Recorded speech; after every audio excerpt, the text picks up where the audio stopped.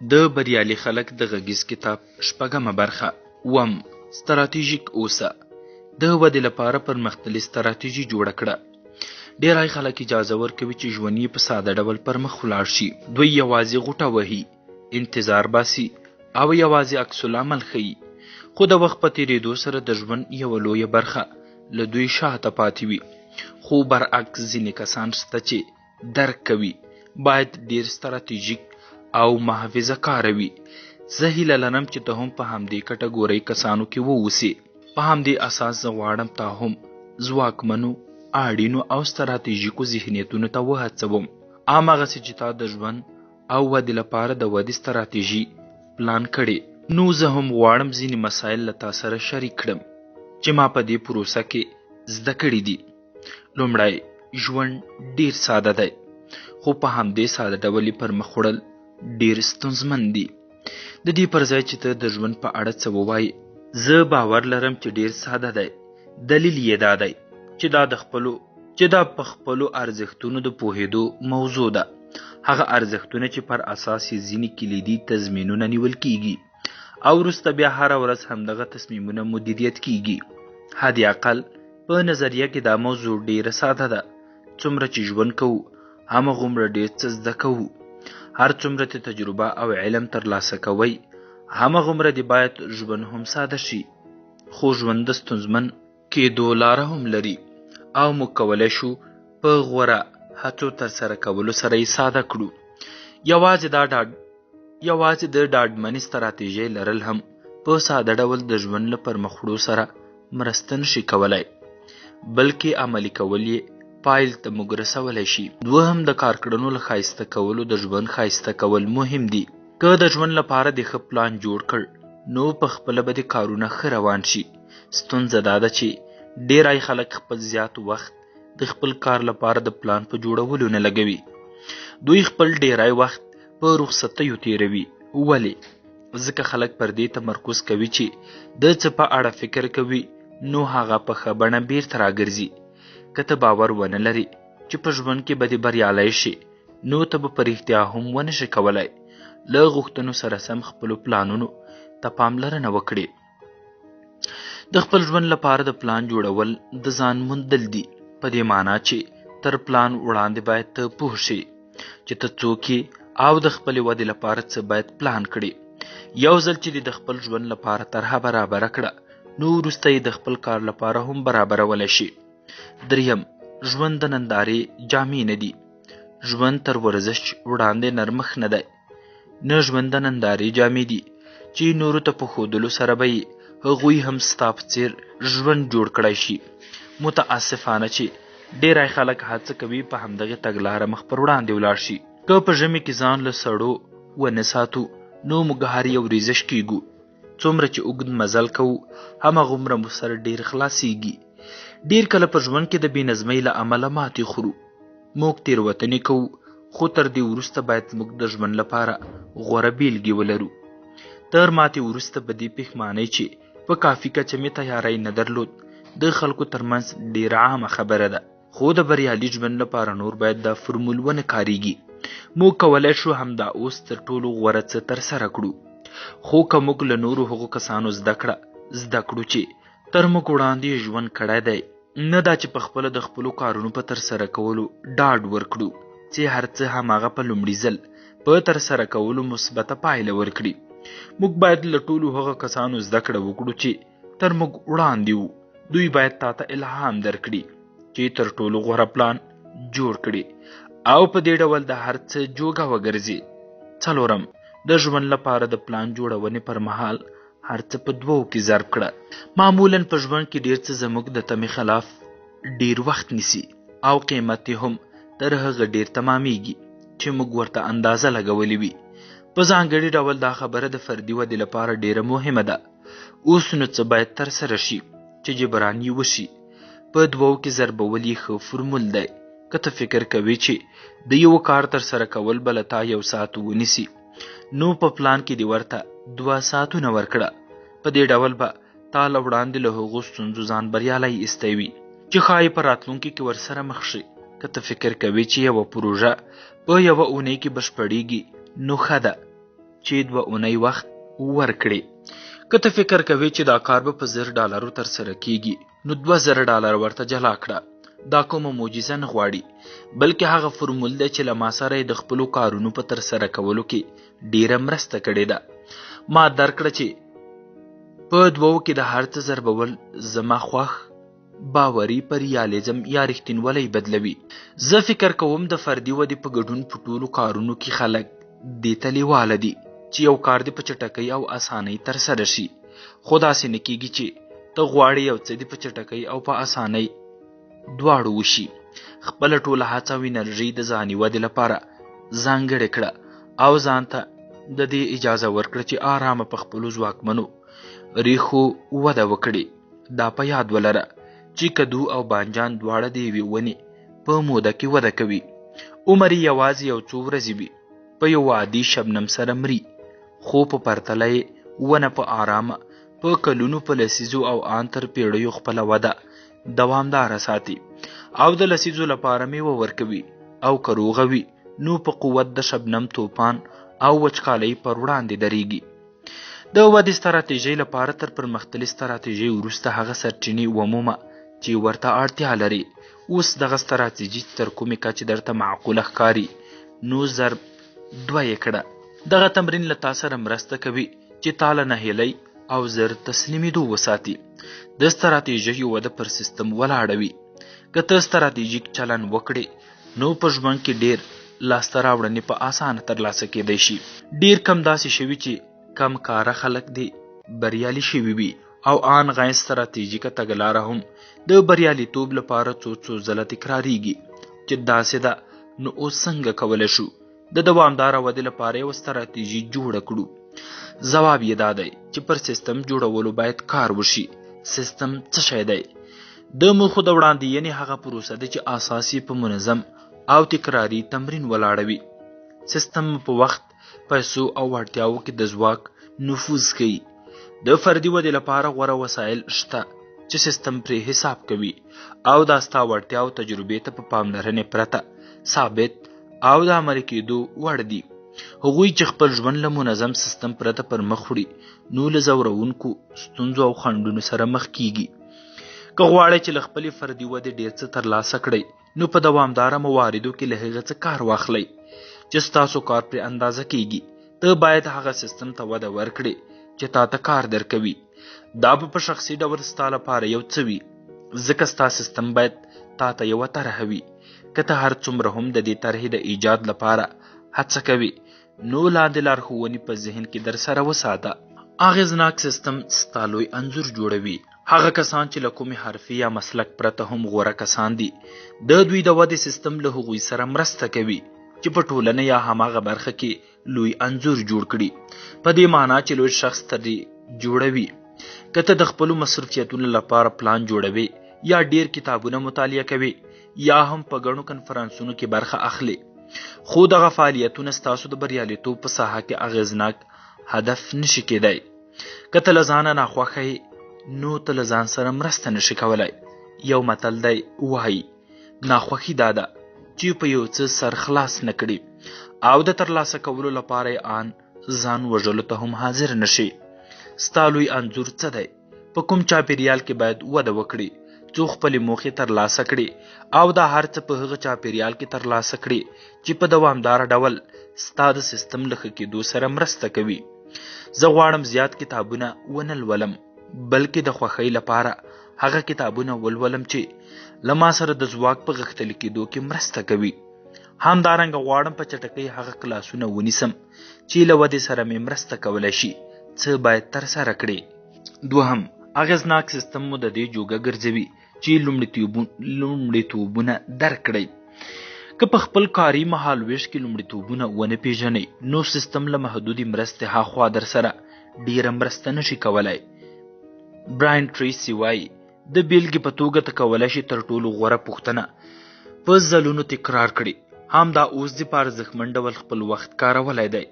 د دې پوښتنې ځواب در سره مرسته کولی شي چې سیستم په خپله ګټه وڅرخوئ. ته باید له ځانه وپوښتې چې زما تر ټولو با ارزښته وخت کله دی، ځکه ته تل غواړې خپل وخت لا ډیر ارزښتناک کړي. کوم سیستم ته اړتیا لري چې د لومړیتوبونو په پیژندلو کې در سره مرسته وکړي. همداراز کومو خلکو ته اړتیا لري چې مسؤلیت او قدرت ور وسپاري څو د کارونو په ترسره کولو کې در سره مرسته وکړي. دریم اغیزناک سیستم در سره د معیارونو په ټاکلو کې مرسته کوي. هر ډول پروسه د اندازه کولو وړتیاو ته اړتیا لري، نو په همدې دلیل ستا سیستم باید ستا د لاسته راوړنو له اندازه کولو سره مرسته وکړي. ته له ځان سره یو لنډه محاسبه وکړه. بریالی سوداګر به نن په دې مقام کې وای چې که چیرې دوی د خپلو بریالیتوبونو او ګټو د پوهېده، نو دوی به د خپلو توکو د پیرو پلور لپاره له کومو معیارونو کار اخیستی. همداراز د خلکو د تبلیغاتو پر وړاندې به یې ځواب څه وای. یو ورزشي ټیم په نظر کې ونیسه چې که چیرې دوی د خپلو امتیازونو په اړه کوم معیار نه لري، نو دوی به پرمختګ کړی وای. معیار ټاکل د ودې کلي ده. په حقیقت کې په خپله معیار ټاکل کولی شي وده رامنځته کړي. څېړونکو په 1930 زیږدیز کال کې هالټون کشف کړ چې تر شیکاګو بهر سیمه ده. د دې ځای خلک چې کله پوه شول چې د وخت لپاره یې معیار کال، میاشت، اونۍ او ورځ ده، نو ګټه یې زیاته شوه. څېړونکو دا د هالټون اغیز بللی دی. معیار ټاکل د موخو په ترلاسه کولو کې له تا سره مرسته کوي. تا ځواکمنوي، حرکت مو ارزوي، له پایلې وروسته قضاوت کوي او ستونزې مو مشخصوي. که غواړئ د خپلې ودې پروسه مو تحریک کړئ او پایلې یې وارزوئ، نو په خپل سیستم کې معیار ټاکلو لپاره هم یو څه ولرئ. څلورم، اغیزناک سیستم د کارېدو وړ وي. یوازې پلان مهم نه دی، بلکې ورسره عمل هم باید یو ځای شي. پلان لوری رامنځته کوي او عمل کشش ته لاره هواروي. په همدې اساس باید تاسې موخې ولرئ، او که فکر کوئ چې ترلاسه کولی یې نشئ، نو ښه ده چې موخې تنظیم نه کړئ. پر ځای عملي ګامونه باید واخیستل شي. هغه کسان چې سیستم ته وده ورکوي او عملي ګامونه هم په پام کې نیسي، نو تل د هغو کسانو په پرتله بریالي دي چې دغه کار نه کوي. آن د کم استعداد خلک په لږو سرچینو هم کولی شي دغه کار ترسره کړي. خو که د عملي ګامونو عادت ته وده ورکړي، ما به هم کله چې یو نوي څه زده کول، نو له ځانه د پوښتلو عادت ته به مې وده ورکوله. چیرته زه کولی شم دا کار وکاروم؟ څه وخت زه کولی شم دا کار وکم؟ څوک ورته اړتیا لري چې پرې وپوهیږي؟ دغه څه مې په ژوند کې بیخي په یو نظم بدل شول. کله به مې چې یو نوي څه زده کول، نو همدا طریقه به مې پرې عملي کوله. پنځم، اغیزناک سیستم تا کنټرولوي. وخت له ځینو خلکو د لرې کېدو یوه لاره هم لري. هر څه چې ترسره کوو وخت غواړي. خپل وخت دې څنګه مصرفوي، او تر دې ډیر مهم دا چې پیسې دې څنګه مصرفوي. د پیسو ناسمه کارونه کېدای شي بیرته سمه کړي، خو که وخت یو ځل ولاړ، نو د تل لپاره ولاړ. کنټرولول د ځواک حس درکوي. کله چې ته خپلې موخې او لومړیتوبونه وپېژنې او پر ورځو، اونیو، میاشتو او کلونو کې یې وویشي، نو فکر دې روښانه کیږي او د هر څه کولو لپاره دې ځواک زیاتوي. ته خپله ګټه زیاتوي څو له تا سره مرسته وکړي. هغه څه تعقیب کړي چې غواړي ترسره یې کړي. د دې کار لپاره ځینې شیان شته چې کولی شي دا امکان تر بریده ستا سیستم کنټرول کړي او ته ځان له دې کنټرول څخه ډاډه کړي. شپږم، اغیزناک سیستم ثبات ته وده ورکوي. که غواړي په اوږدو لارو بریالی شي، نو ته باید دا زده کړې چې ورځ په ورځ، اونۍ په اونۍ او کال په کال وده وکړي. خو وده بیا تر هغه وخته نشي کولی چې ته ځان ته او هغه څه ته بدلون ورنه کړې چې ترسره کوي یې. ستا د بریالیتوب راز د ورځنیو کارونو په ترسره کولو کې دی. په همدې اساس هر سیستم چې تا ته وده درکوي، باثباته ودې ته اړتیا لري. په همدې دلیل ته باید دغه سیستم په دوامداره ډول وڅارې. ثبات ته وده ورکول له تا څه غواړي؟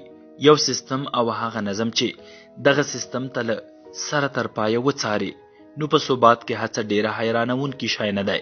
که هر څوک غواړي دا ډول باثباته وده وکړي، نو زما د ودې د څارلو لپاره یې کولی شم غوښتنه هر وخت ومنم.